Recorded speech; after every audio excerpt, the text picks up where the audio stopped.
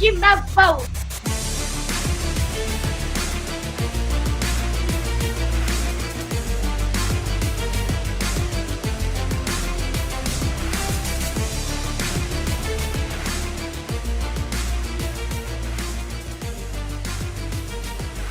Court is in session with Ryan in Sacktown on If You Don't Like That. Now, Ryan in Sacktown. Oh, must be Rhino.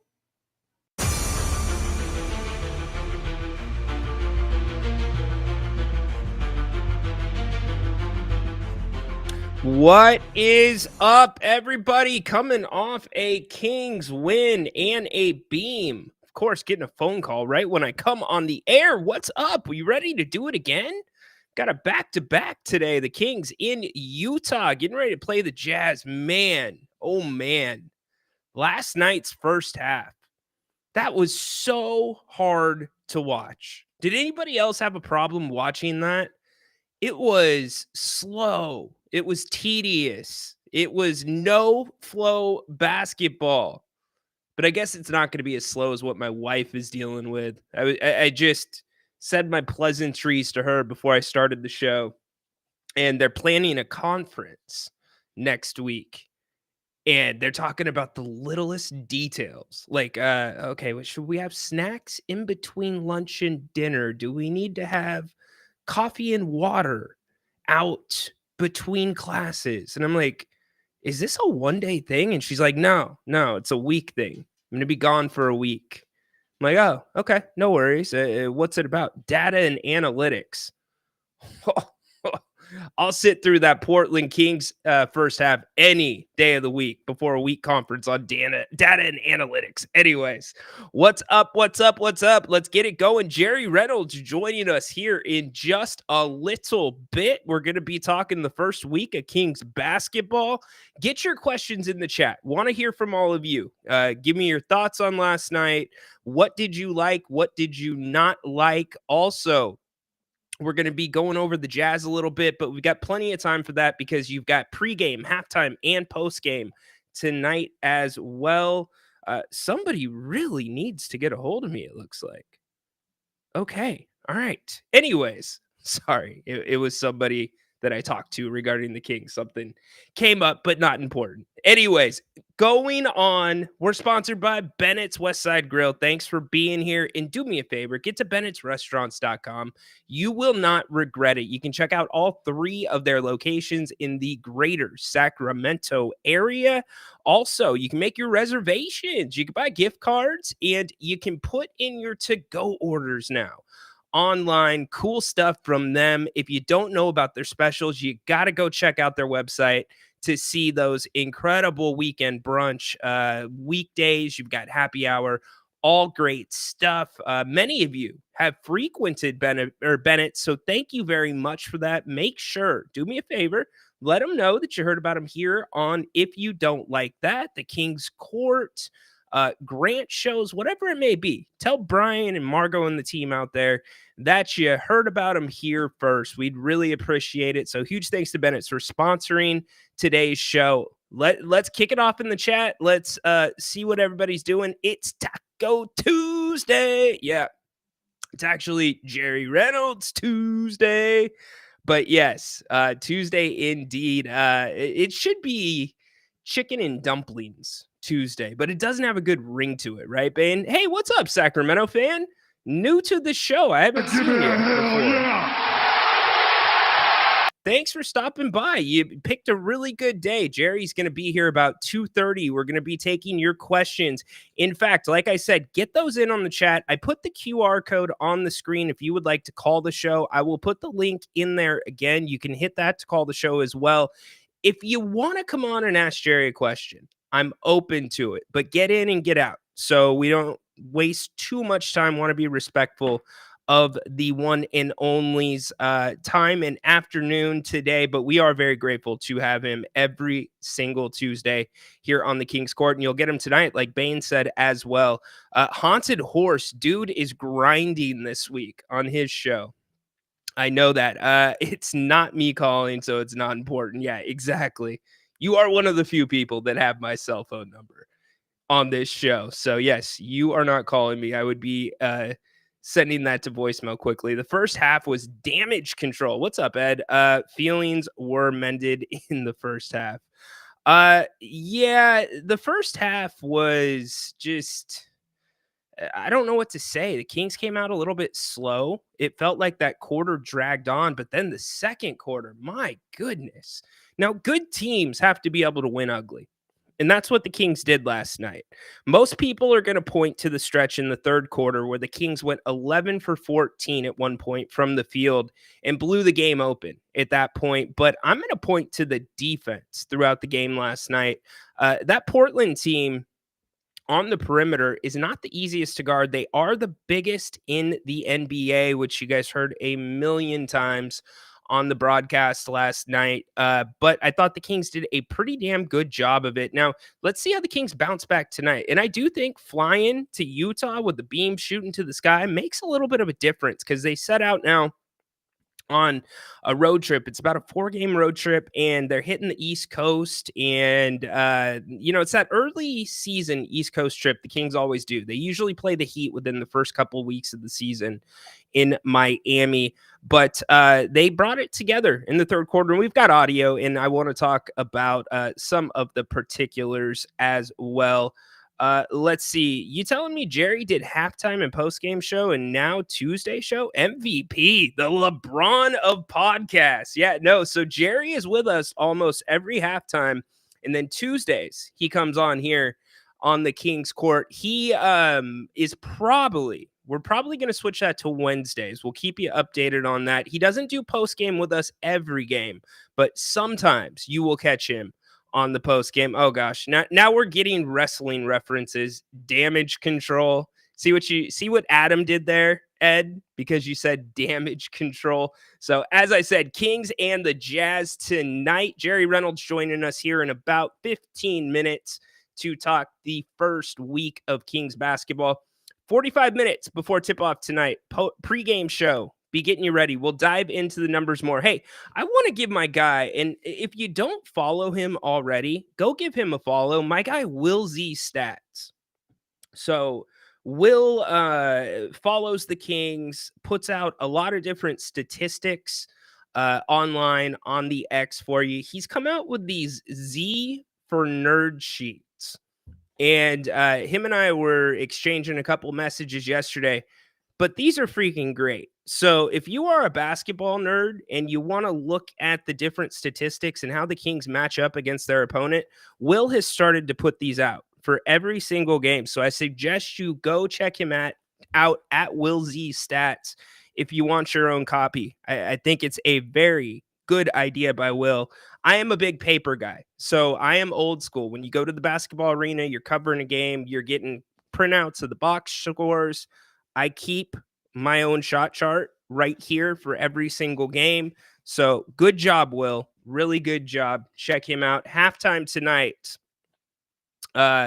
We have Jerry, who will be here in just a little bit, and then obviously Grant, and then we wrap it up tonight. We had a problem with the phones last night, so we'll get that fixed.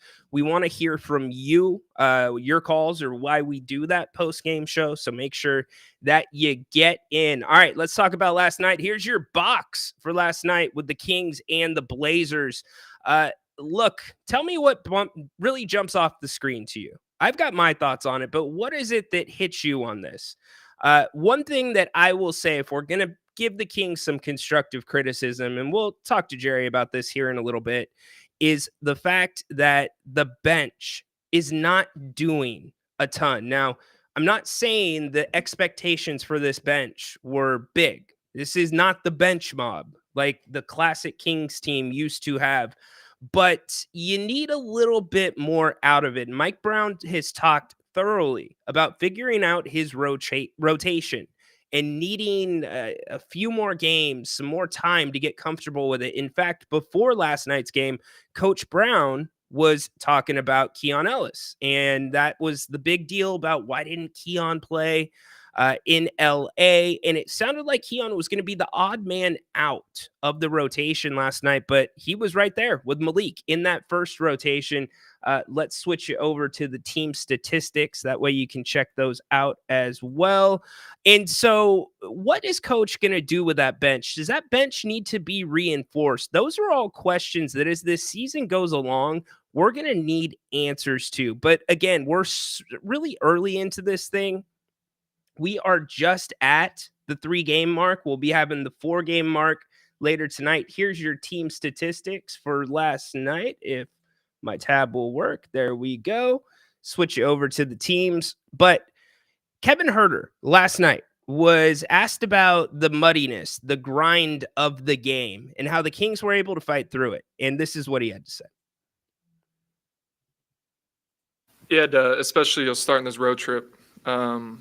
First 2 games, we were right in it against really good teams. I think teams that'll be in the mix in the West. And, games that we felt like we could have won, but that's why we get 82 of these. So you just got to knock down the first one. Now we get to go on the road for, about a week and change. And that would have stung a little bit if we didn't start it off right here at home.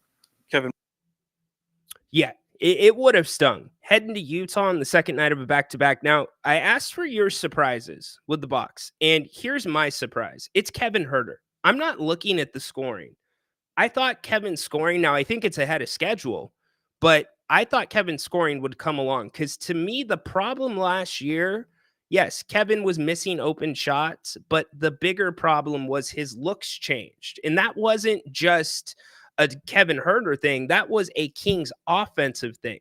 The way the DHO was being guarded was much different than it was in 22-23. And Kevin predominantly feasted off of those DHO looks. And you're seeing now a little bit more ball movement. You're seeing the floor open up more for Kevin Huerter and the rest of the guys. Part of that is by structure, by plan of Mike Brown. And then the other part of that is the DeMar DeRozan factor when DeMar goes into isolation. But what jumps off the page to me is Kevin Huerter's defense has been great. It has been great. And I am saying great on a curve because he is not the best on-ball defender. There were times Anthony Simons beat him last night off the dribble, but his team defense, his help defense, his hands, all of the sudden active. In fact, since the shoulder injury, he's put on a little bit of extra weight, a little bit of extra muscle, and you can tell that it has helped a little bit with him getting into the lane, him checking guys coming into the lane. Coach Brown was asked about getting through the grind of last night. Here's what Coach had to say. Guys, Portland's a young, scrappy team. They play very, very hard. Hi, Warren. How are you? Okay. They're scrappy. It doesn't matter if they're up big, down big, close game. They're going to get up in you and keep trying to disrupt you. And then they got those 2 big guys on the backside that clean a lot of stuff up at the rim. But I thought our guys were really good defensively. They shot 42% from the floor, 18% from the 2. And so our guys did a great job of trying to follow our game plan on the defense end of the floor. I thought, Keegan stuck his nose in there and rebounded. Doma stuck his nose in there and rebounded. Fox with 6 rebounds. Even Malik gave us a big spurt off the bench in the second half. He ended up with 4 rebounds, but he was really big in the run that we had in the second half to create separation. He obviously hit a couple of big threes, but he had a couple of big defensive possessions. He took a charge on a moving screen one time, and when stuff like that happens, it gives not only our team energy, but the crowd. And when the crowd gets energized, obviously it just adds to what we're trying to do out on the floor. So Malik's spurt in the second half was really, really instrumental in us creating the separation that we needed to get over the hump. And then obviously, Foxy, man, what a career. What he's done for the city of Sacramento, for the organization, at such a young age to score his 10,000th point tonight. That should definitely be celebrated. So congratulations to him. Rasay and the rest of the Fox family, because that's a neat milestone to hit at this point in his career. And Mike, you guys had to Definitely battle a through neat that milestone for him muddy to hit in his first half. career, and probably not the last milestone that we see here in Sacramento. Malik did have a good impact. Trey Lyles, who went full Hulk Hogan last night on his jersey in the first half, I thought played some physical basketball. That was the most physical I've seen Trey play in the first 3 games of the season. But on the perimeter, the Kings held Anthony Simons and Jeremy Grant well under their averages. Jeremy Grant finishes with 7 points last night. That's the Timberwolves Trailblazers dude. That is the guy that they run through, and the Kings did an excellent job staying on him. But to me, the wild card was Simons. Simons can shoot the hell out of the ball, and the pace for Portland goes as he goes. And the Kings controlled him for the most part. Kevin was a part of that. Malik was a part of that. And on a whole, the defense has been the most surprising thing to me this season. We forget this is not a good defensive team traditionally, and they have had 3 very difficult defensive matchups to start up the season. So now what I want to see is tonight against Utah, a team that's winless, a team that beat Sacramento in the preseason. And that was the Kings' dress rehearsal. How do the Kings show up tonight? Can they bring the same type of energy that they had in the second half? Can they bring that same effort defensively? Keon diving on the floor. Love it. Did you notice how that was almost the loudest ovation of the night? It's huge. That's what Sacramento just fiends off. That's what it thrives off of as a fan base. It's effort. It's hustle. And this team has the abilities and has the capabilities to be very good in those spots. The deflections this season have been great so far. Kevin Huerter, huge reason for that. So Kevin jumps off the page for me there. Jordan McLaughlin, I did not think had a very good game last night. So stay tuned for how Coach Brown splits those quote unquote Davion Mitchell minutes between Jordan and Keon Ellis. I know a lot of people have their thoughts on it, but we're still trying to get a sample size on this team as they get ready to hit the road again. And again, congratulations to De'Aaron Fox. That is a very big deal. Foxy surpassing 10,000 career points. Even Foxy agreed with me last night about the defense and how it is so important to what this team does. We're not, a big team by any means, but in Portland last year and already this year is attempting the most shots at the rim. So I think, our first 3 games, we played 3 teams who really attacked the paint. So they were a huge test for us, and I think we're getting better by the game. And obviously, you want to continue that going forward, but I think that's kind of where it lies. Obviously, you want to continue to guard the 3-point line well, but for the most part, guarding the 3-point line starts with guarding the ball and then guarding the paint first. Fox, you guys shot.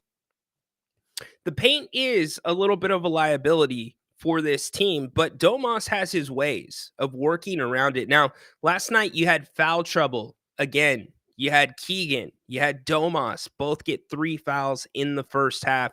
This is a team that cannot afford to lose either of those guys for any period of time. In fact, I would make an argument that you would probably, if you made a list of guys that you have to have on the court, Domas, Keegan, and Fox. Now, I get that Fox is the heartbeat of this team. Fox makes this team tick. But if you don't have Domas and Keegan on the court, how are you guarding forwards and centers? You're not. You're not. Trey does a decent job. Alex tries his best, but that is the heartbeat of this defense right now. So hopefully the Kings can keep that under control against the Jazz tonight, but really looking forward to seeing how the Kings bounce back from a win on the second night of a back-to-back. The Kings had trouble last season at the start of the season winning on the second night of a back-to-back. So let's get back to your comments really quick. Again, Jerry Reynolds joining us here in just a few minutes. Matthew, what's up, my man? Tonight's going to be tough. Very short turnaround, and the Jazz will be hungry. Yes, they will. They have had a hard road too. at the start of the season. They've got 3 losses, most against very good teams: Memphis, Golden State, and Dallas. The Jazz are on a second night of a back-to-back tonight as well. They played in Dallas last night, and they didn't just lose the game. They lost Taylor Hendricks, yet he suffered a very, very bad leg injury. They had to bring the stretcher onto the court. He has already been ruled out for the season. So you can bet that that is going to be on Utah's mind heading into tonight and making up for what he was bringing to the team. Great portrait of Jim Rome. Yeah, that's from 2017. That's when Romey came and did his show in Sacktown. I got to do a 5-minute segment with him talking about the Kings. That was a pretty cool experience.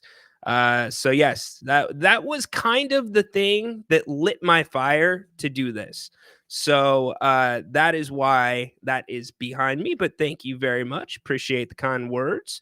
HH, big nerd. Okay, we got some trash talking going on.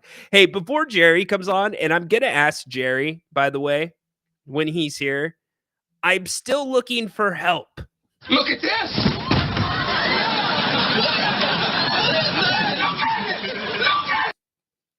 What is that? Well, I need your help. And by the way, we have an update about the Dwayne Wade statue. Dwayne Wade came out and said, and I'm going to paraphrase his quote here. He said that if he wanted the statue to look like himself, then he would have just stood outside the American Airlines Arena and took pictures with fans. The statue captures the moment, not Dwayne. It captures the moment. So as I give you that context, what's the moment? I know the moment. It's when he jumped on the scorer's table after hitting a basically half-court shot to win the game. I get that moment, but I don't see anything in that face that captures that moment. So help me out. What is this? We need some help. Again, look at it. Look at this!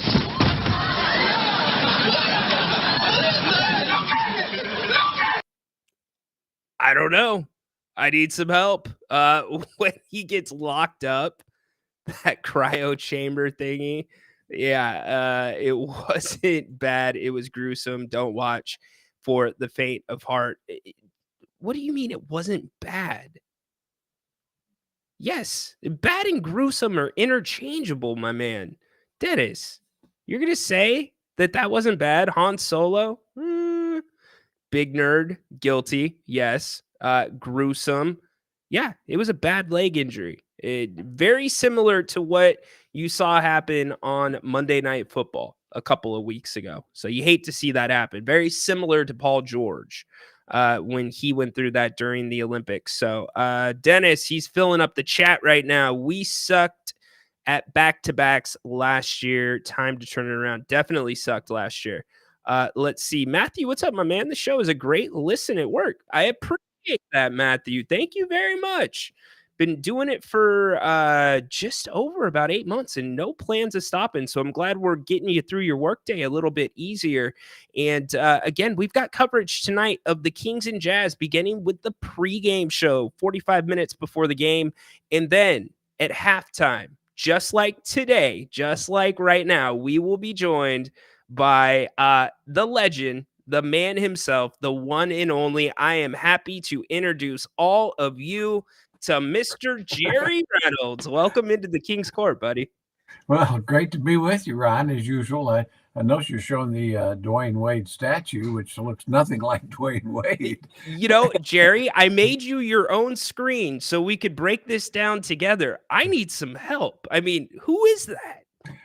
I don't know. You know, if Dwayne's okay with it, that's all that counts, I guess. But you know, and it's always tough with statues. I mean, to actually kind of look like the people they're supposed to look like. But yeah, you know, I'll give you know, I mean, some of them have turned out pretty good. You know, over the years, the West statue in L.A. and I think with Kobe and Jordan. I mean, they all seem, you could understand who they are, but this was a shocker, and I listened to Dwayne Wade. He seemed happy about it. So, it's if he is, that's all really counts.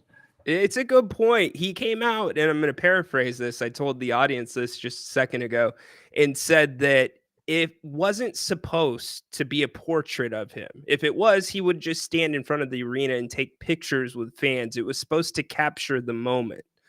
So there's your context to what it captures. I mean, as both of us are married, what it seems like to me is the wife saying, "Oh, honey, it looks great. Oh, yeah, it looks great." And you just don't have the gall to be like, "Sweetheart, well, if you say so, I guess." Yeah, well, if that's the case, I totally understand.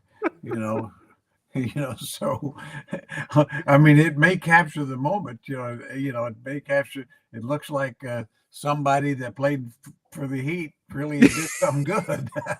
Yeah, they got the Heat right, and they built Dwayne out a little bit bigger too. Yeah, Do you notice that? little more muscular than he was in his prime. The Flash, obviously all-time great player. So he should be honored like that. That's for sure. The best player in Miami Heat history, no doubt about that. Certainly. So the Kings light the beam for the first time last night. Jer, what were your thoughts of the second half?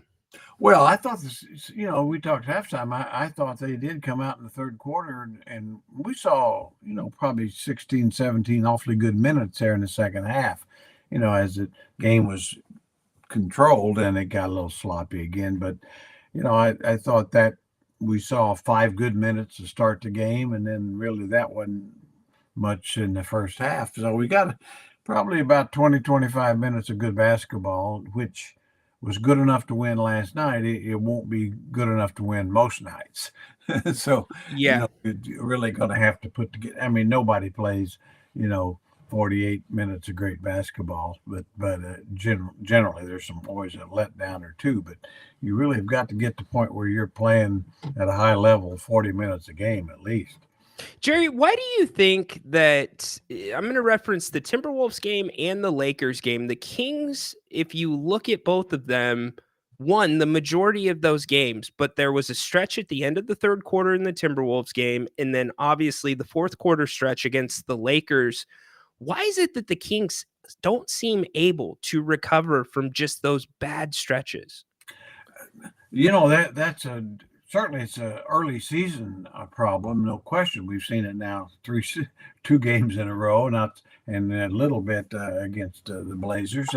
They've got to find a way now. Whether it's Coach Brown maybe needs to be willing to call a few more timeouts early to step things down, get maybe change his rotations a little bit. Maybe have Fox and play instead of going out early, maybe play a little later, or get Malik in earlier. I mean there's things probably going to have to kind of mess with here next few games, but I think it's a fair question because they seem to hit some ugly spots offensively, and they shouldn't, for as good as offensively as they are.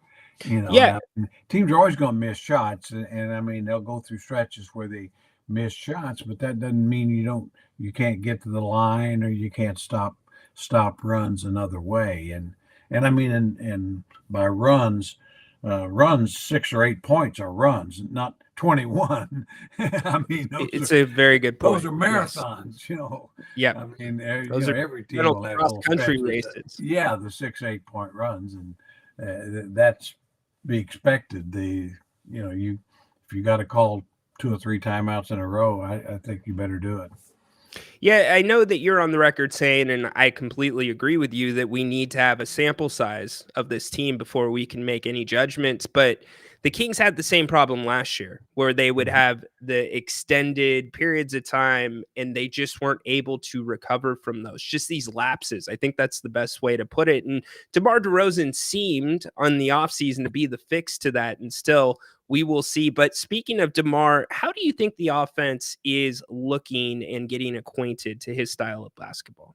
I think I thought last night it looked a lot better. I mean, he's a guy who's going to get his points, but I thought he looked more comfortable and basically the ball was being spread around a little better. I mean, he was still able to put up really good numbers without maybe as many touches or kind of ball stopping quite as much. So it's a process. Then the other side of it is Domas is back to getting the ball more, which is a good thing because he'll try to get guys involved. Obviously, Herter has been the biggest recipient, but of that, which is great to see. But yeah, I think it's on the right track.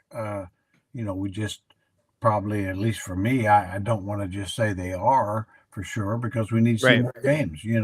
They've got to do what we saw in the second half. They've got to do that and more on a consistent basis. Have you been surprised by the defense in a pleasant way so far this season? Yeah, I have. I mean, they're getting their hands on balls, or they're aggressive and forcing turnovers. I think that's a real key with this team being as small as it is. It kind of makes up for some rebounds if you can force turnovers.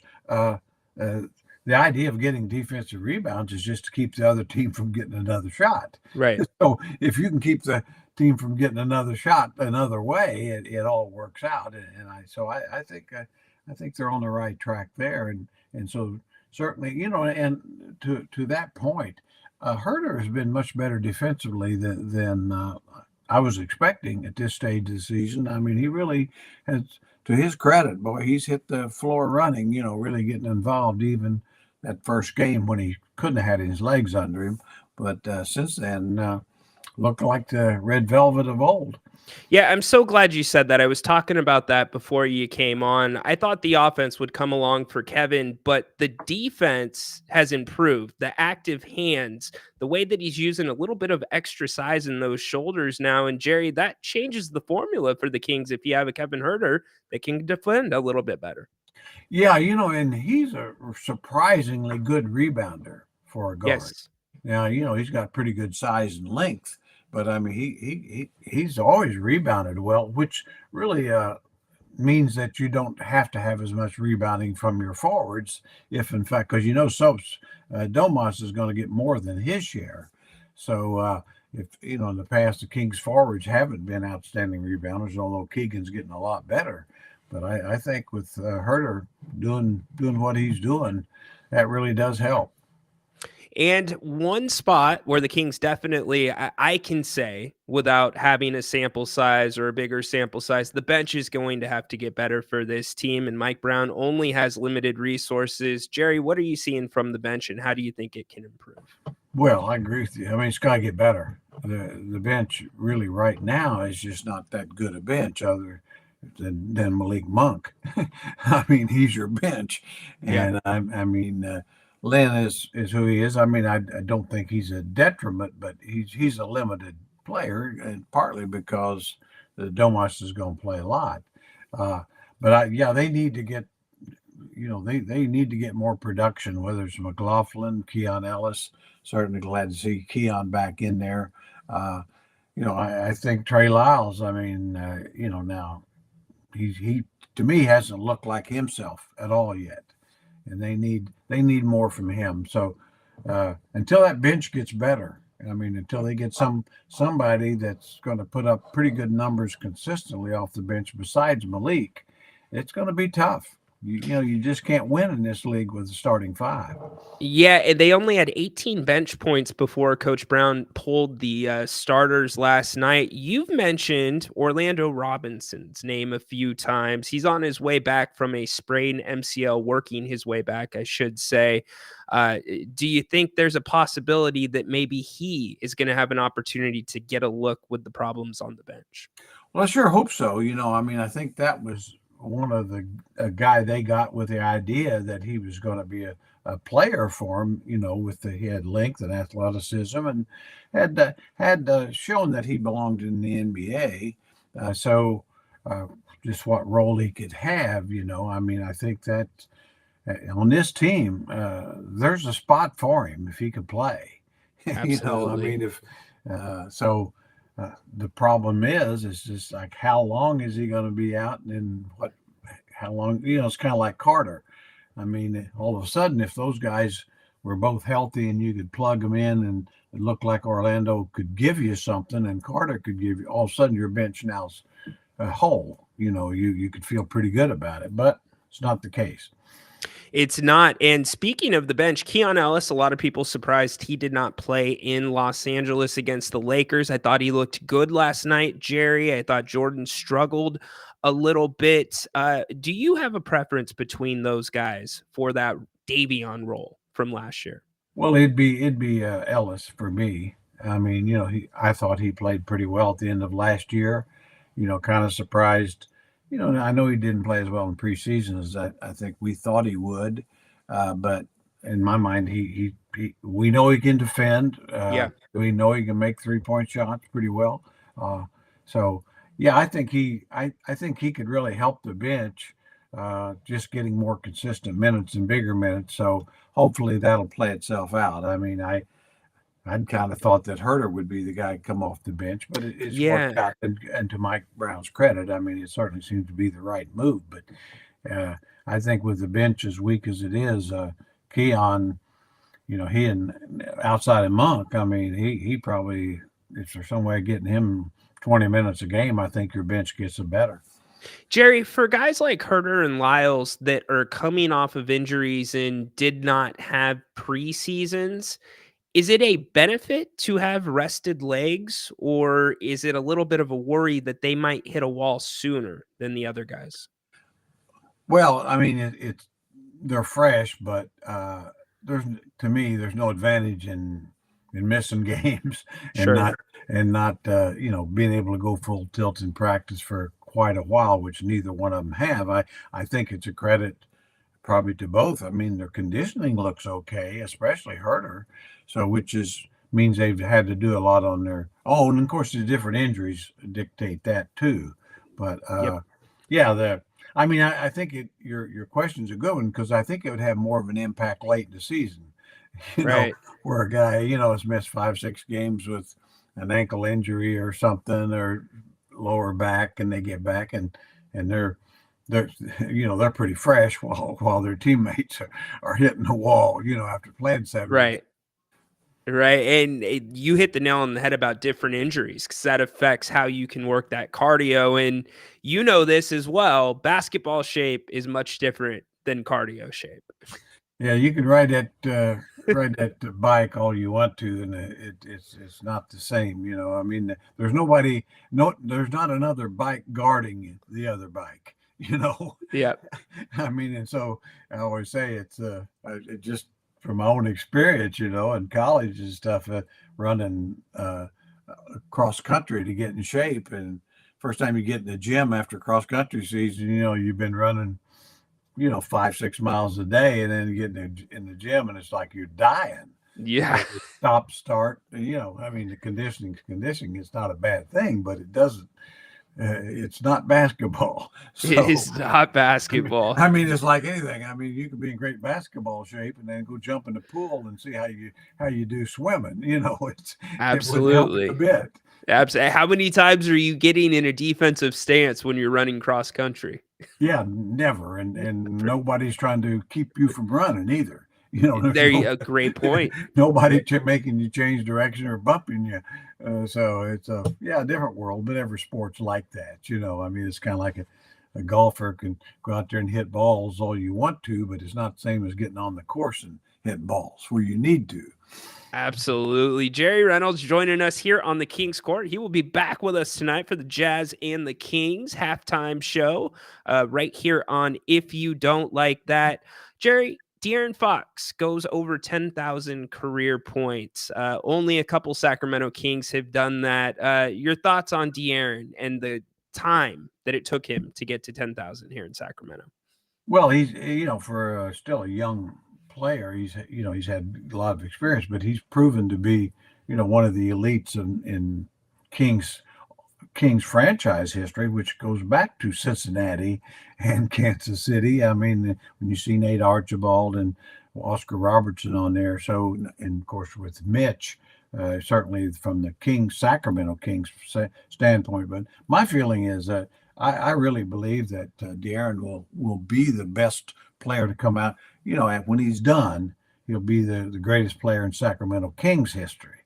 You know, I will never put somebody over Oscar Robertson. Not Yeah, I mean, Kansas there's City a long does way not to go count. there, but other than that, I mean, he's on his way, and you just hope that he continues to play, you know, as he's playing, and maybe, you know, he can get a little better, and he will, I'm sure. But yeah, great player. King's very, you know, his franchise is really lucky to have him.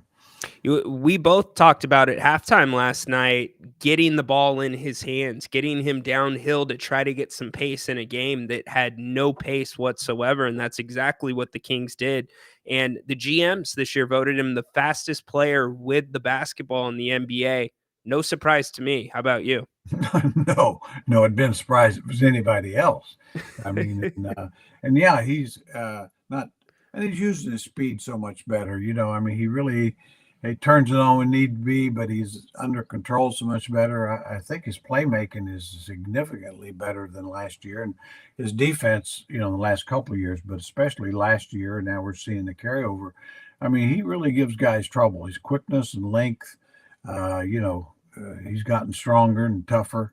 You know, I see a guy that's been an all-star and has a chance to keep getting better. I don't, you know, with the guard line in the West are so many guys that are all-star caliber, but you can't have a list of best guards in the West without talking about De'Aaron Fox. Completely agree. And I've seen a little bit of a mental shift with him through 3 games this season. Not nearly as much chirping with the referees, seems to be a little bit more vocal on the court with his teammates. And those are all great things, Jer. You really are. I mean, you look at this team, this might be the least chirpy team in the league. Maybe they need to get a little, but I mean, with DeMar, you know, he's never been a whiner and all that, and certainly Keegan, you can't get a peep out of him. Nothing. Domas is very selective. De'Aaron is, you know, so other than Malik, you know, he might be the only one, and Malik's going to be Malik, so he's going to chirp at the referees and become their best buddy, and then their worst enemy within a 10-second time frame, and then he'll chirp at the coaches and everybody else too. But that's, you know, I mean, you need that as much as you do. You know, but yeah, I think this team's got a lot of character and a lot of class. I mean, sometimes I think probably if I were suggested once you know this team, might you know, Coach Brown might want to, you know, kind of challenge the referees a little more to make up for the fact these guys kind of go along with things pretty easily. So you know, I always say you need a shit bird somewhere. It can go be on the floor or off the floor, but you kind of need somebody challenging things. I can guarantee that Malik reminded Coach Brown on the plane that he was right about the challenge. There's no way that Malik kept that to himself on the trip to Utah. But Jerry, what's that do for a team when your coach is standing up for you and you don't have to stand up for yourself? Well, yeah, it really helps. I mean, obviously, and I think really in today's game, they, you know, as a player, they expect it. You know, I mean, and the coach may stand up a lot of times for guys when he knows they're wrong. Right. You know, but I mean, you can always, you know, you got to be quick to take their side. You can always, after the game, say, hey, you know, I took one for you, but you were wrong. Yeah. You know, you need, you know, in this particular case, I'll stand up for you even when you're wrong, but I want you to know you were wrong. You were wrong. I'm gonna let you know for sure. No, that makes complete sense. So the Kings hit the road beginning with Utah tonight, Jerry. Then they go to Atlanta, Toronto, and Miami. What are your expectations for this 4-game road trip? Well, they're all winnable games. You know, I think certainly Miami's at the end of the thing will be the toughest probably, and they are the best team. So, but you've got some hungry young teams like tonight. With Utah hadn't won a game yet, and they got too much talent to not win some games. Sure. Marketing and Sexton, they've got some good players. So, but I could see, I'd almost kind of be surprised if they don't get 3 out of the 4. And Yeah. they need to, to kind of get back on track. And I mean, they come back, 3 out of 4, then all of a sudden now, they're over 500 and then we can kind of all settle in and kind of just take it as it comes a little more. It's a great point because they come back, they have 24 hours rest from the East Coast or from Toronto, and then or from Miami, excuse me, and then you turn around and you play Toronto at home. You've got the Clippers at home, and then you are at Phoenix and at San Antonio. So you certainly don't want to go into that stretch under 500. Yeah, and that turnaround, as you pointed out, I mean that's tough. It's it's brutal. Things. Every team that comes off the road knows that first game back from a road trip is really tough. And a lot of times you say, well, why do they lose so many games after road trips? Well, they just do. I mean, I think guys are happy to get home. They let down the time clock. Your body clock is all screwed up, but it happens. We call them trap games, and it's not just the Kings go through it. Every team in the league will go through it, once or twice, 3 times a year. Yep, no, absolutely. And, the thing that was positive about last night could have been a trap game based off of how the Kings played teams that they should beat last year. And you kind of got that feeling for a little bit, okay, this is closer than it should be, but they ultimately handled their business, which is a positive. Oh, absolutely. Yeah. I mean, it was like I say, I thought I liked the way they started and, but just got into so many foul shots, just no rhythm to the game. By halftime, we talked about it. It was hard to watch, really. It wasn't that fun. Yep. And then third quarter, definitely the defense picked up even more and they started making shots. And now all of a sudden it looks like an easy game, but the ball was moving around so much better. And, so, that's the team we expect to see every night, the one we saw, for a quarter and a half last night. Yeah, in the third quarter, I mentioned it earlier. At one point, they went 11 for 14 from the field consecutively. That's a hell of a run in the NBA. A lot of talk about Keegan Murray possibly being frozen or stunted by DeMar DeRozan being here in Sacramento. Jerry, what have you seen out of Keegan in the early season, first 3 games? Well, he's had, out of the 3 games, he's had 2 very good games and then disappointing probably game for him last night. Although the thing about Keegan I like, even when he's not scoring, he's still playing. He's extremely active. Yeah, very active, rebounding better and defensively. So I'm just one of those people that don't worry about him too much. Yeah, I think DeMar probably will take some scoring opportunities away from him, but in some players it would affect. Yep. I just don't think there's not a selfish bone in his body. I think he'll just basically, maybe score a little less, but maybe rebound more and defend more and just become a better all-around player. That's what I expect from him. Yeah, and he has been better at creating his own shot. You're starting to see his spot that he loves, which is that elbow in that little fadeaway, and I think he can get himself there most times. Progressive has a question for you. We covered it a little bit earlier, but Jerry, do you think we need to add depth in the front court, particularly at center? Absolutely. I would say a power position, guy that could play 4 or 5, I guess use an example of a guy that I was just in love with a couple of years ago. I was hoping the Kings would go after it. Nas Reed. Yeah. A 6'10", 6'11" guy that's long and can play center if need be and power forward and can shoot the 3. That type of guy. There's no doubt that in my mind, if the Kings could get a guy like that, I mean, there's other guys, some way, then I think they're in the championship contender category. But I think right now, there's just the size-wise, it's going to be tough. I mean, there's just so many teams that have have one just enough more bigger guys that will be tough unless the Kings are just really making shots. How do you think the Kings have done, or what have you seen that the Kings have done well combating the size against Minnesota and Portland?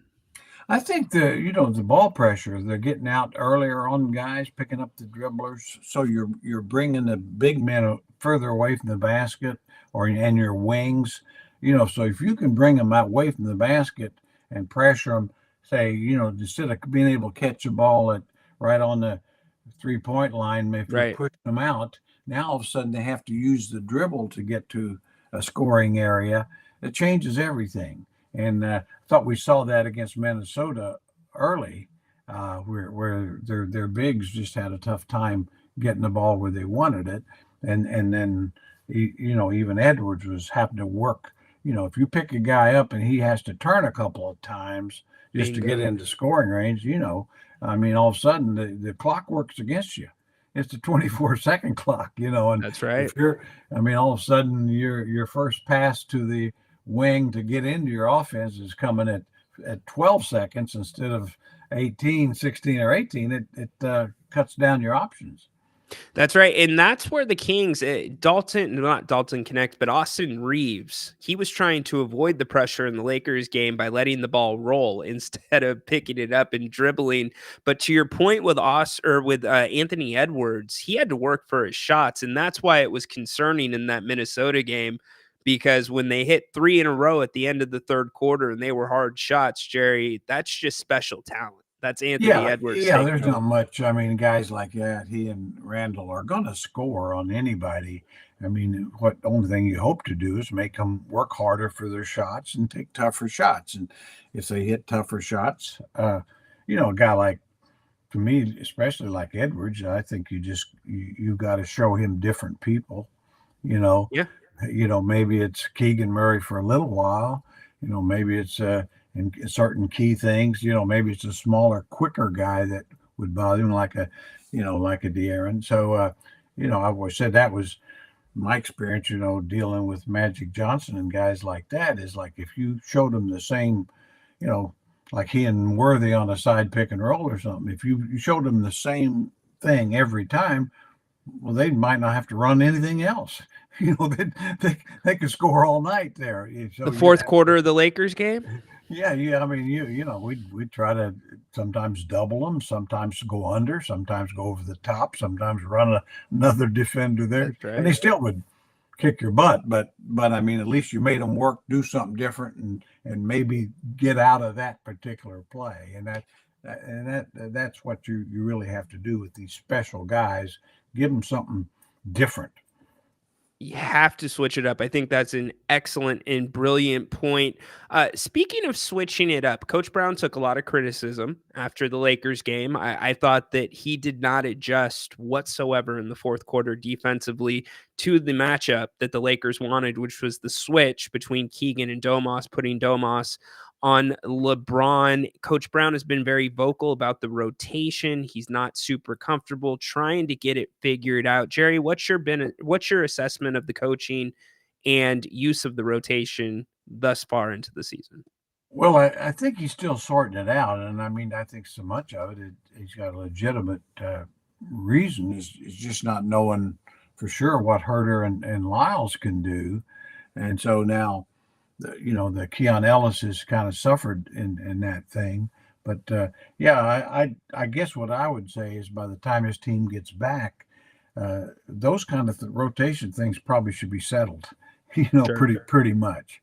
It's not to say a McLaughlin or a McDermott might play spot minutes here and there because of their specialties. But overall, you kind of want to get your rotation pretty much set. And, the thing we've talked about, of course, my only thought is that you could do a little different is to me, Malik Monk's one of your best players, and I'd make sure he played more. Yeah. He's the Manu Ginobili of Sacramento, and like I say, Manu was sixth man of the year a lot, but he also played as much as Tony Parker and Tim Duncan, he played just about as many minutes because he was every bit as valuable. Spot on. Spot on. Jerry joining us here on the Kings Court. Jerry, your Chiefs, they just keep rolling, buddy. They do, and I'm worried about them because I know the NFL, and it's all about being healthy at the right time. And I mean, obviously, I think the Chiefs have even though he didn't have a good statistical year so far, but Mahomes is the best quarterback in the league because he's the best winner, and then the best. They've got probably the best defense, and they got the best head coach. Now, offensively, with the injuries, they're vulnerable. I think they're vulnerable. Picking up Hopkins, gives them a chance. But in my mind, I mean, the Niners could still win it all. I mean, I think Baltimore, Buffalo. I mean, it's there's 4 or 5 teams that it's just a matter of being the healthiest at the right time, and then get a few breaks because it's like basketball. I mean, it looks like one team's dominating, all of a sudden, then they go down and kick a field goal to win with 2 seconds on the clock. Right. Right. As long as I say this to you every week, if you have 15, you have a chance. Yeah. Yeah, exactly. That's how it is. All right. Well, Jerry, this is a double day, so I need you to hit the ice bath. Make sure you get a good shower, get hydrated. If you need a massage, we got it covered, and get all ready for halftime because we're so I lucky will. to have you I was back. gonna say I might have to just take a little nap first. Okay, fair. A nap, so I can be ready to go for you and Grant. I don't want to let you down.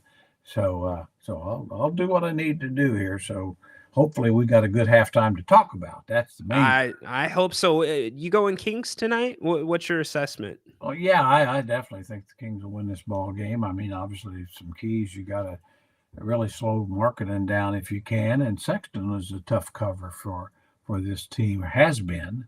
So those are 2 guys. Just I mean, if you can just make it tough on him to where for marketing to get his 22 points, he has to shoot 20 shots, that sort of thing.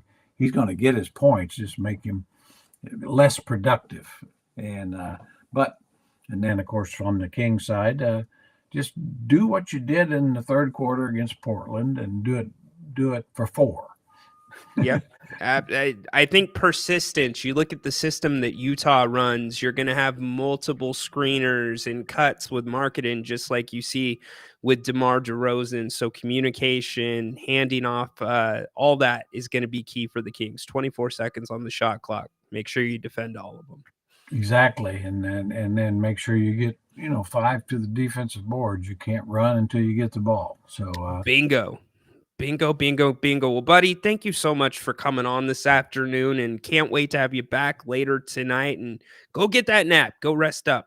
I'll be ready. You fans get ready too now. You maybe all can't get a nap, but you can get mentally ready. There you go. Taking your coaching orders from Coach right there. They say, love you, Jerry. Jerry never lets us down. Completely agree, Jerry. Thank you so much. We'll see you tonight, okay? See you later, Ryan. All right, buddy. Thank you, Jerry. Great as always to have Jerry on with us. Look, I'm keeping him on. I don't want to let him go. There he goes. Incredible conversation. What are your thoughts? What did you get from that?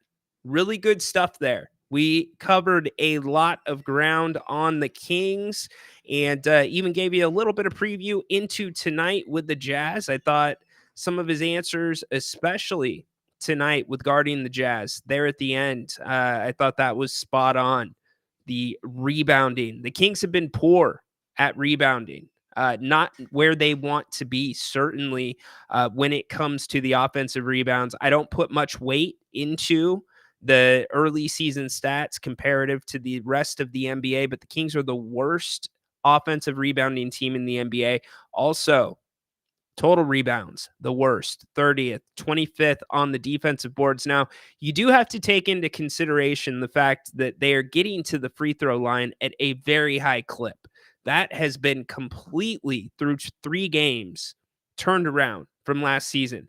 If it continues the way we've seen it through 3 games to the All-Star break, My prediction is the Kings will have attempted more free throws by the All-Star break than they attempted all of last year. So we'll see with that. They're currently sitting number 1 in the NBA at free throw percentage, 83.3%. So great stuff from Jerry. So happy to have him here on the channel. He will be back later tonight at halftime with us. We'll be breaking down what we see in the first half. And like Jer said, hopefully it is not the type of first half that we saw against Portland. That was hard to watch. I'm thinking this game, the way that the Kings like to play that flow offense, the way that they want to stay moving, Utah does all of the same things. So this should be a pretty fun game to watch. In fact, if you watch the preseason game, was the 4th preseason game, it's a great flow to the game. It was a fun game to watch. So both teams coming off of a back-to-back. Or on the second night of a back-to-back, I should say. So equal grounds for both teams. They both had to travel yesterday. Utah was in Dallas, and the Kings obviously were at home. The only thing that I like more than talking to Jerry here on the show is going to lunch with Jerry at Bennett's. Go check out Bennett'sRestaurants.com and learn more about all 3 of their locations in the greater Sacramento area. That is the West Side Grill, their newest one in Rockland, located in the Blue Oaks Town Center. I always talk about the steaks, the redfish. I love the steak Cobb salad, one of my favorites for sure. But their specials are really hard to beat. I mean that. It is expensive to dine out these days, and you don't always get great service. Well, both of those things don't apply when it comes to Bennett's. They've got awesome specials like brunch on the weekends, 2 entrees and a bottle of champagne under $50. Beautiful patios if you want to sit outside, gorgeous weather, NFL football on the TVs as well during the week. Happy hour, 2 to 6 o'clock. They call them their sips and tastes. Also, 60 different wines by the glass. Kind of what I'm telling you is you get a top-notch meal, great service, beautiful restaurant without breaking the bank. Monday nights, you can get 2 entrees and a bottle of wine for $70. Hell, can you go through the McDonald's drive-thru and get out for under $70 these days? If you get an extra value meal and you get wine at Bennett's, come on. But seriously, go to Bennett'sRestaurants.com. Check out their different offerings. You can put in your to-go orders right there on the website. Also, you can make reservations. They've got beautiful private dining rooms. If you got any get-togethers, office parties, holiday parties coming up, you can buy gift cards and much more. They also put together special holiday meals. If you're the type that does not like to cook, with the holidays coming up, stay tuned to the channel here, and we will keep you updated on when they release those menus. And you can also check them out anytime for updates at Bennett'sRestaurants.com. Huge thanks to Bennett's for sponsoring today's episode of The King's Court. Happy to have all of you with me here. Ryan in Sacktown, taking you home, taking you up to about 3:15. 3:30. Want to get back to the chat, and then we will get ready to get out because we've got a full night still on the channel for you. Again, beginning with the pregame show 45 minutes before tip-off, and then we've got halftime with Jerry and postgame with Grant, and I will be opening up the phones, be taking your calls. Would love to hear from you. If you'd like to call now, you are more than welcome to. I'll put the link back in the chat. You can also scan the QR code that is on the screen. And do me a favor, if you don't mind, because it really helps the analytics for us, give us a thumbs up, a like, a retweet, whatever it may be. You can follow the channel right there using the QR code. Find the entire library of content here on If You Don't Like That. And that is where you get 82 games of coverage, 3 shows a night every time the Kings play. And then also do me a favor. We're all here in the King's Court right now. If you don't already, go follow me on the X. That will also take you to the audio pages for the King's Court, Apple, Spotify, Amazon, wherever you find your podcasts. Like this morning, you don't just get the live show. You get my update from after the post-game show, after I talk to my sources, after I listen to the audio from the players and the coaches. So this morning you got about a 15-minute podcast if you are subscribed to that. So go check it out. I think you will really enjoy it. And I appreciate all of you being here. 206 at one point have checked in today on the Kings court. So again, Kings winners last night. Let me know what you thought about Jerry and what he had to say. DeMar got to light the beam for the first time last night. That is always a good thing. Here are your Kings statistics through the season right now, only through 3 games. We'll put them up on the screen for you. You can check out where they are at relative to last year. I know a lot of you were tracking that and tracking how the Kings were ranking. But let's see. Here we go. There's your Kings statistics. Give me 2 seconds. I'm doing the screen sharing today instead of putting the actual graphics up. It is a change for me. There we go. Here we go. Haunted Horse is laughing at me. There's your Kings statistics right there. Home, road, top, away. We can also, why don't we go to the player view? You can see what the different guys are doing. That is a lot easier. There you go. Let's see. Are you eating tacos tonight? No, not eating tacos. I don't know what I'm eating tonight. Not sure yet. I have been on an arugula and goat cheese run. I just, any type of salad with arugula and goat cheese, sign me up. And I know those are 2 ingredients that you're either firmly in the camp like, oh, I love arugula, I love goat cheese, or you hate it. But you throw some dried fruit, some mixed nuts on there, some grilled chicken breast. Oh, and then the dressings. I'm not going to say the restaurant, but there is a certain restaurant that has started selling their dressings. And it's not a sit-down restaurant. It's more of a grab and go. They're freaking incredible. So, yes, that is what I have been getting down on, buddy. Sabonis is the only consistent rebounder on the entire roster. Yeah, that's actually not a bad take. I'm not going to lie to you. That's not a bad take, MJ. And it's not a negative take either because it comes and goes with different guys. I would say Keegan Murray this year has been much more active in the crash zones. If you don't know what those are, that's the areas of the court that Coach Brown has outlined for the guys to crash. Basically, if you are in that part of the court, you are going for the rebound. If you're not, you are getting back. But I feel like he has been really active there. Trey Lyles, a little bit still left to be desired in the rebounding category. But here's the other thing. You have to take the rebounding with a grain of salt, just like you have to take the field goal attempts with a grain of salt, because the Kings have been shooting so many free throws. Now, I'm not saying that skews the number completely, but you have to consider that when looking at those numbers. Malik Monk should be playing 25 minutes plus every game. Don't disagree with you, Afghanistan. Don't disagree with you. Let's see. We need a bully up front. Yes, you do. You do. I think Keon can be that guy if you give him the space to grow and let him be that guy. And I know that's on the back line. That's your guard line. Trey Lyles has traditionally been your quote unquote bully. He's been the one that has the little bit of the attitude, the little bit of dog in him, as too many people like to say. And I know I just said it.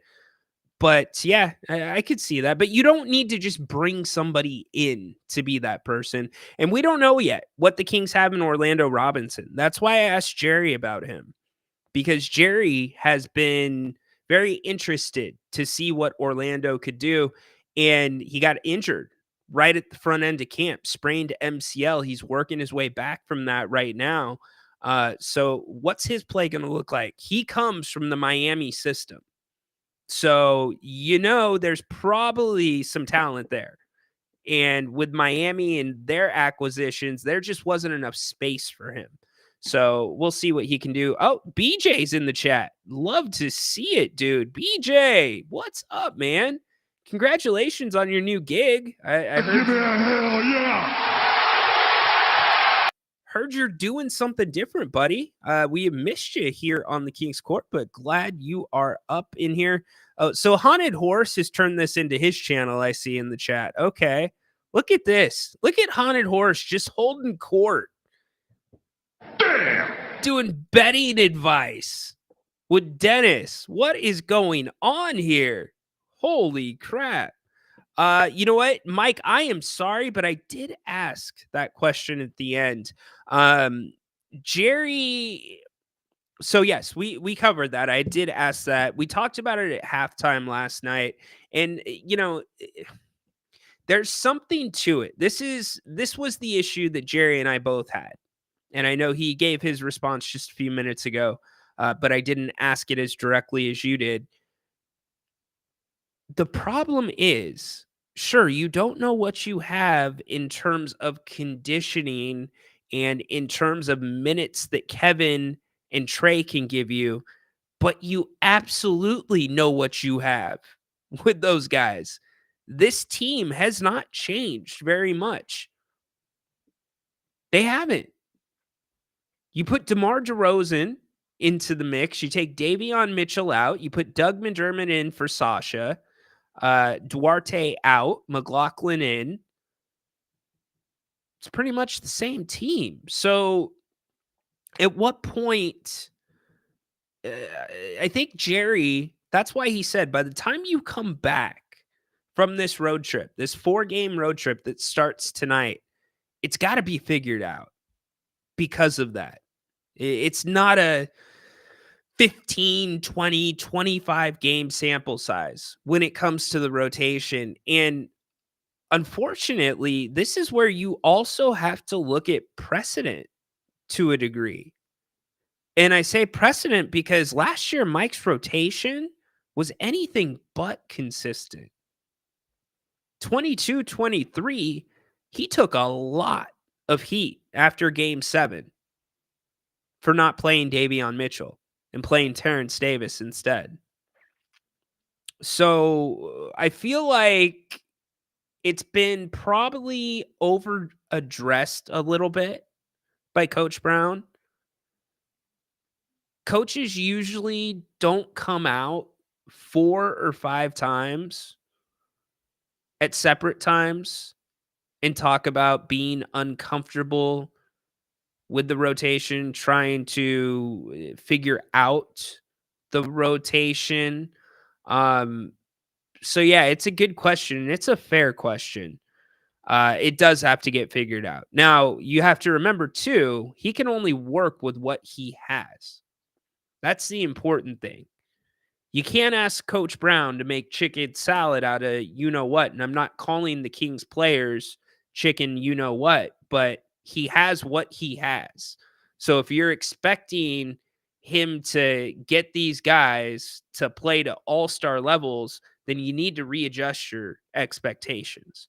So good question, though, about that. Again, Haunted Horse holding court. Look at this. My goodness. Juan, what's up? Is there an Antoine Walker statue? It's an Antoine Walker statue. Okay, we're going back to it really quick. You think it's an Antoine Walker statue? I could kind of see that. Let's see. Where is it at? There he is. I could kind of see Look at that. this!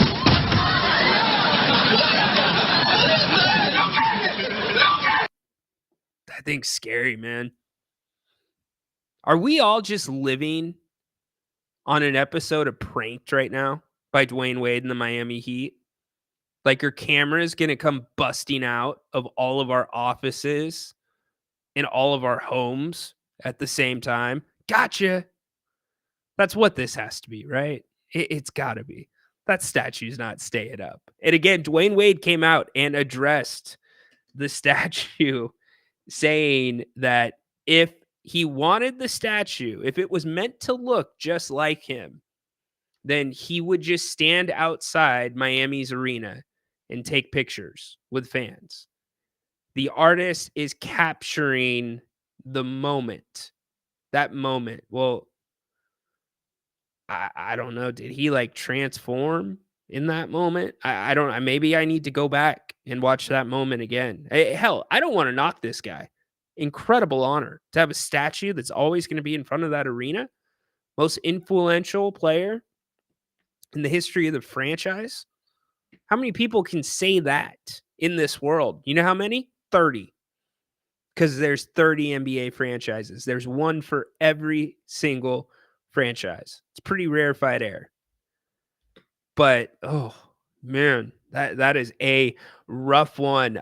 We do have some more audio as we get ready to wrap up from last night from De'Aaron Fox, from Kevin Herter. Kevin talking about last night again, getting comfortable. Yeah, I thought the whole game was muddy and ugly and just weird flow, to be honest. And especially that first quarter where it felt like we weren't scoring. And, I think we looked up and they had 14 or 18 points. And we're like, what's happening in this game right now?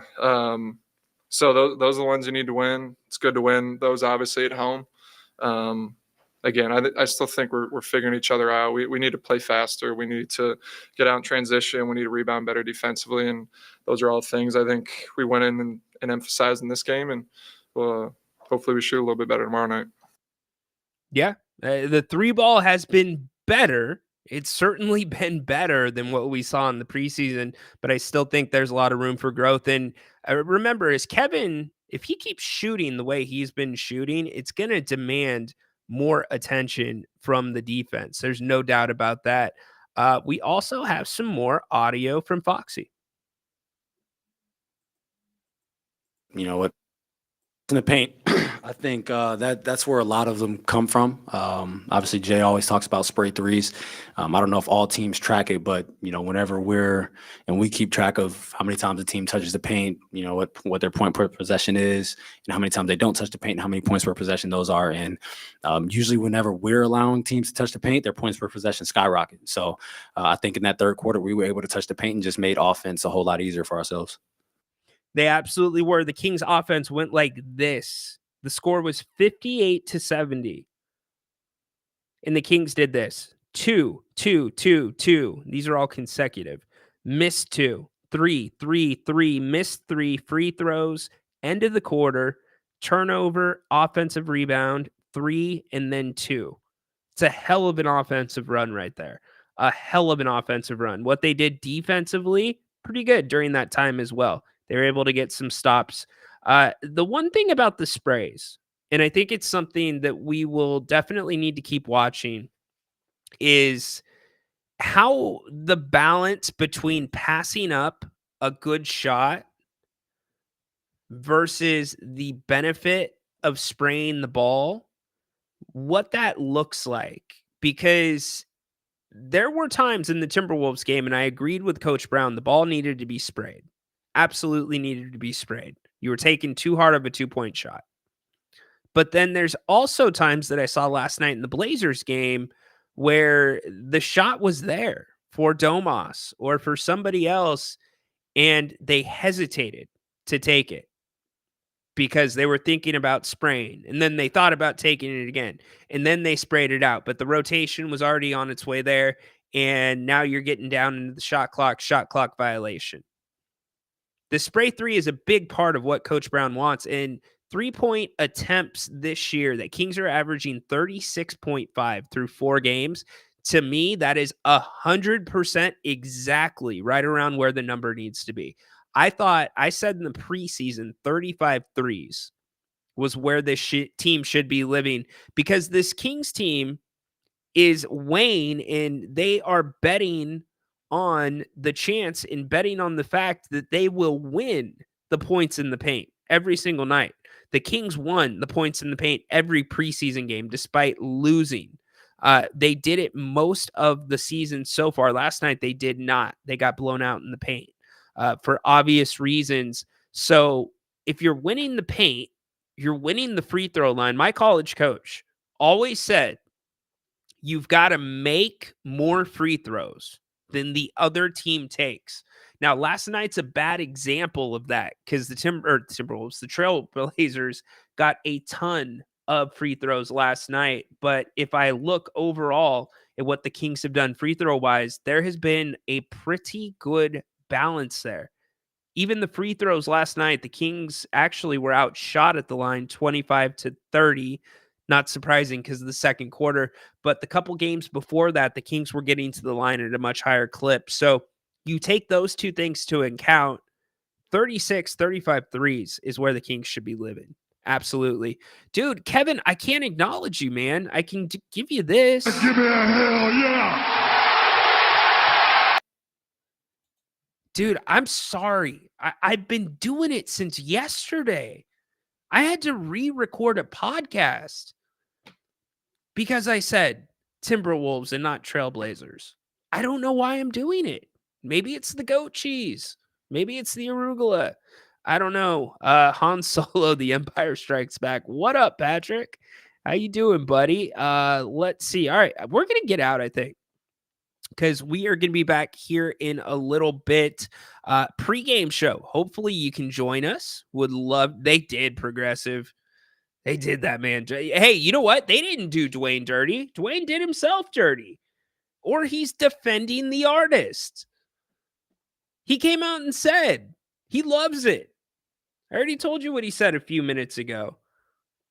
So if that's the product that he wanted and it captures the moment that he was looking for in the artist's idea, or in the interpretation, I should say, of the artist, then who are we to say anything? I think personally he's BSing. I think he's full of it. I think he knows that that thing went sideways and it's damage control. In fact, you know what? You know how people hire PR firms to, help them out in times of need when you're getting bad press? Somebody should hire a PR firm for that statue. Can a statue legally hire a PR firm? Let me think about this, since I was in law in my prior life. Well, is the statue held in trust? Could the trustee, there could be an argument there. Okay, so let's get a PR firm for the statue.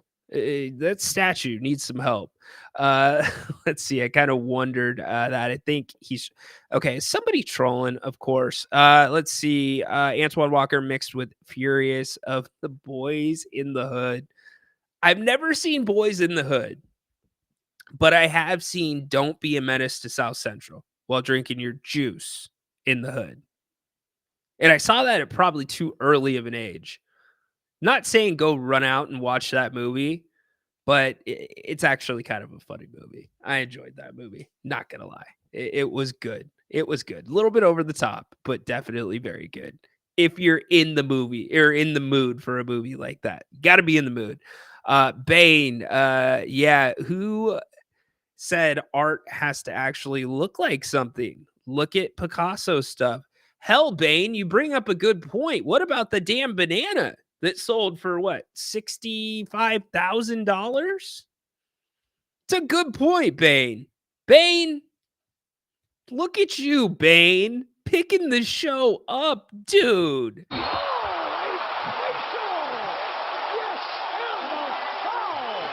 Bane made a big play. That's a good point, man. That is a really good point, Banester. A banana with duct tape, right? How about the guy that smashed the Taylor Swift guitar? Did y'all catch that? The guy that smashed, he bought the guitar at an auction. And as he's walking up after making the winning bid, as soon as he gets his hands on the guitar, he smashes it. Video goes viral.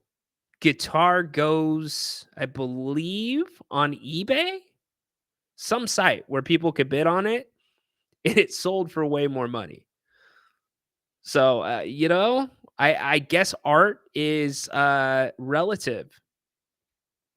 The beauty is in the eye of the beholder. Man, well, Dwayne always did dress a little bit different. You remember the suits with the pants that were shorts? All right. Now we're somewhere. See, this is why I posed it to everybody. Like, I need help figuring it out. And Bane, contribution of the damn day, my man.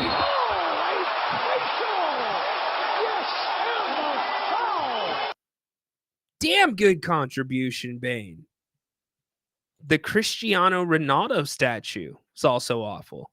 You know which statue was amazing? And by the way, I'm not sure if this artist that did the Dwayne one is also the one that did the Kobe and Gigi statue, but the Kobe and Gigi statue is freaking incredible. Have you seen that? Let me pull this up really quick. Let me see if I can bring this up for all you, and then we'll get out of here. The Kobe and Gigi statue is freaking mind-blowing. See if I can get a good image of it. Love that statue. Hate that we had to have a statue this soon of them. I can't get a good image of it right now. Go look it up. You'll find it. It is a beautiful statue. That's what I'm talking about, because Kobe has multiple statues, dude. Remember, they screwed up the first one. So if the artist who screwed up the first Kobe statue makes sense that he might be connected to this Wade one. Maybe it's his brand, Horse. It's screwing up statues. I don't think this artist had anything to do with the Kobe and Gigi one, because it's completely different. The first Kobe statue is more like this Dwayne one. So that to me would probably be the same artist. But pull up the Ronaldo statue. All right, hold on, Progressive. Look at this. We're doing live Google searches on the air. Oh. Yeah, you're right, Progressive. That's pretty rough. Per Progressive's request, here is the Ronaldo statue for your viewing pleasure. Here we go. Replace screen share. Drum roll, please. Look at this!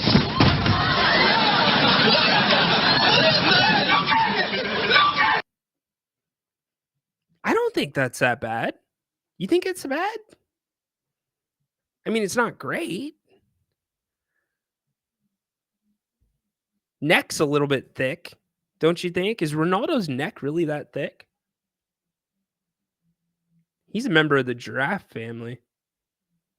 If so, clone thing. If you're a clone, you just laughed. If you're not, then you don't get it.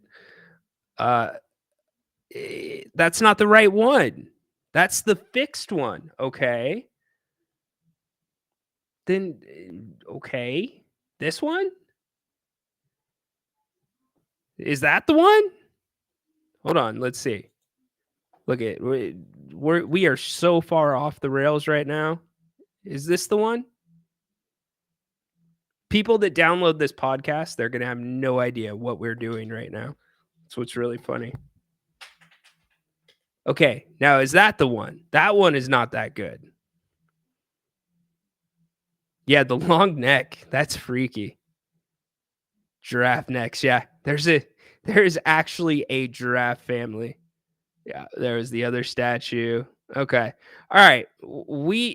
Okay. I can't get it from DM, dude. I can't go to my DMs while I'm screen sharing. But I appreciate that, Haunted Horse, picking up the show. All right. We are statued out. We will take it home with this. Don't forget, we're going to be back 45 minutes for the start of the game tonight. I will get you all set up. I'll give you a preview of what the Jazz do. We'll talk about who's in, who's out, take your calls. And then halftime, Jerry Grant will be here, and post game, taking your calls, wrapping it up. Hopefully, we will have another beam tonight. Hopefully, I can light my little beam again. There's my beam. Do you see it? I love that the Kings sent those out. Good job, Kings. And shout out to Mr. Moss. Mr. Moss, thank you, brother. Anyways, come back tonight. It will be a fun show, and we're looking forward to it. Hopefully the Kings can win 2 in a row for the first time this season. A huge thank you to Jerry Reynolds for joining us, as he always does on Tuesdays. Great conversation. If you missed it, go back and check it out. Do me a favor again, please make sure that you subscribe to the channel. If you haven't already, give us a big thumbs up, would mean a lot. And Go Kings. Let's do it. Kings Blazers tonight. They're about to get it on in Utah. Can the Kings make the preseason loss right? We will see. The game is at 6. I will be back 5:15 right here with you, getting you ready to go with the pregame show. Man, fun show today. A lot of fun. Thank you, everybody, for coming out. Great time. Great conversation. Appreciate you all. We will not be here tomorrow because Grant and Sean Salisbury will be in our time slot, 3 p.m., talking NFL football. Make sure you go check them out. But that is why it is super important. Make sure that you subscribe to the audio platform. You're going to be getting an extra, you'll probably get an hour podcast. I'll go a little bit long tomorrow based off the Utah game if you want my reaction to that. So anyways, make it a great one. Can't wait to see you all later tonight, 5:15 for the pregame, halftime with Jerry, Grant, and I to wrap it up. Open phones. Go Kings. Light the damn beam. Stay the hell away from Levine. Court is dismissed.